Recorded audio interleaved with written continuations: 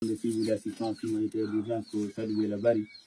Deuxième représentant de Mojobere Kareme de Labi Dongeli, ko Mojobere wande walita de jamaji ɗum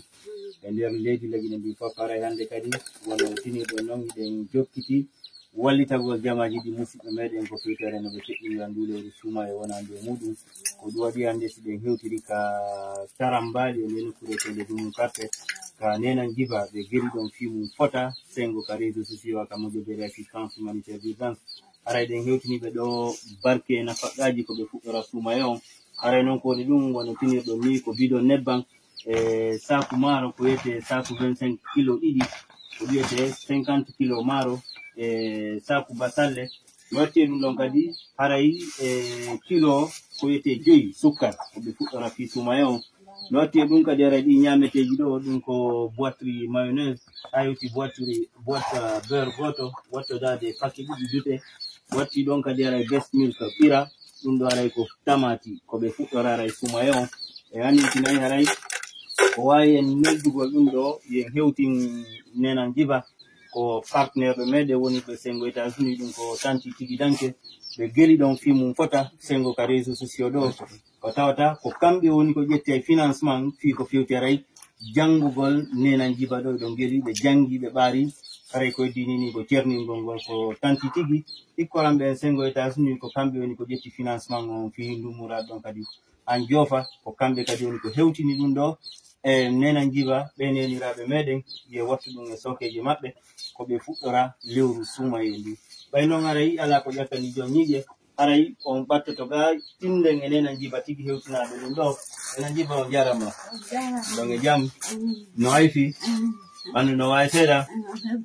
yettude Allah alhamdulillahi haray wono tinirɗon ni ko musidɓe meɗen wontirɓe sengo États-Unis ɗum ko tanti tigi ko kamɓe woni ko hewtini men ɗum ɗo ɓenni aray men wattu ɗum e sokeje moɗon ko fuɗɗoron suuma e on haray ko teddungal moɗon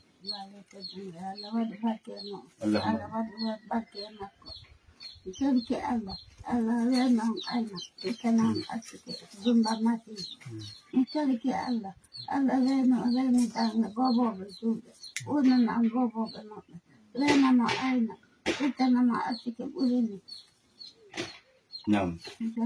Ils sont roulés, on famille musidɓe on ɓe suivre l'assistance humanitaire d'urgence. Vous avez vu l'émotion est là, haray way so wulla nan jiba haray ko teddungal moɗon inchallah haray kala ko ɓe hewtini men ɗo wonay ko min hewtini on min watta e sokeje moɗon wono mi yewtirino on ko tanti tigi danke joɗanorɓe en sengo États-Unis ko kamɓe woni ko hewtini men ɗum ɗo yo min wattu e sokeje nenan jiba no mi yewtiri joni noon kandintingol ko tanti tigi danke ko kamɓe kadi woni ƴetti woni ko ƴetti frais fi janngugol nenan jiba ɓay kaɓe on ɗo ɓe jangi ɓe ɓaari haray ko cerningol ngol woni ko heddi ko kamɓe kadi woni ko finance ɗum ɗon e ko heddi kon fof kadi ko kamɓe woni ko financata haa ko wiyete ɓe cernina aray ko weltanagol jamaji ɗin fof ɓe weltano partenaire ɓe on ɓe wallitade nde Mojobere adnayankore ɗum ko assistance humanitaire d'urgence nokku kala kaɓe hikkori haray ɗon geli wono ko nenan jiba ɗo wono ɗumum karse ɗo e koɗoli misidaji buyka nder leydi meɗen lagine haray ko fewti doñji ɗin fi ko jamaji ɗin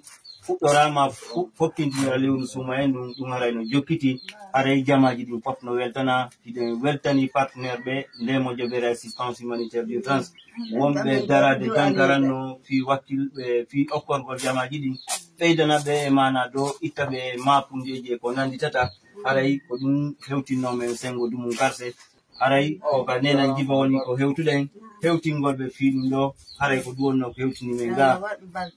mais weltanike jamaji ɗin fof ɓe weltanike partenaire ɓe nde Mojobere assistance humanitaire d'urgence e weltanike tanti tigi hikkoramɓe en sengo États-Unis tata ko kamɓe woni ko soodi ɗum ɗo hewtini e junngo amen yomin hewtinɓe neniraɓe meɗen sengo tarambali ɗo o yi aray e welo ngon ko haa ɗo haray o yiyay ɓe fesori e nder murandum tigi on haray jamaji ɗin fof no weltana partenaire ɓe Mojobere nden fof no weltana haray ko ɗum wonno ko hewtini men sengo tarambali.